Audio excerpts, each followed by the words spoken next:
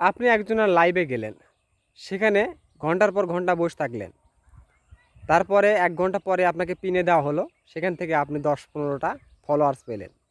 এই ফলোয়ার্সে আপনার কোনো কাম নেই, এই ফলোয়ার্সে আপনার ভিডিও দেখবে না এবং ওই ফলোয়ার্সের কোনো দামই নেই। আমি বলবো ওখানে যে 1 ঘন্টা আপনি লস করলেন, ওই 1 ঘন্টা ওখানে না থেকে আপনি নিজে অন্যর ভিডিওতে রিপ্লে কমেন্ট করুন এবং জাস্ট নাওতে যারা আছে, নতুন নতুন যারা আছে 15টা 16টা এবং 10টা 12টা করে যাদের লাইক কমেন্ট হয়, সেই পোস্টে আপনি লাইক কমেন্ট করুন এবং ওনার পোস্টে যারা যারা লাইক কমেন্ট করছে তাদেরকে করুন এবং তাদের পোস্টে আবার ঢুকুন। ঢোকার পর এভাবে ঢুকতে ঢুকতে ঢুকতে ঢুকতে একবারে 8-10টা পোস্টে ঢুকে চলে যাবেন।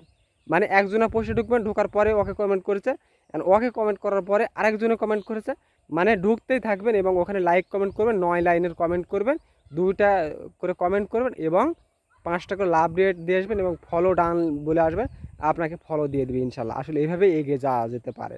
নতুনদের সাথে নিয়ে কাজ করুন। ওই ফর ইউতে যে ভিডিও করলে চলে, সেই ভিডিও দেখে এবং সেখানে লাইক কমেন্ট করে আপনার ফলোয়ার যুক্ত হতে পারে, কিন্তু সেই ফলোয়ারের কোনো দাম নেই ভাই।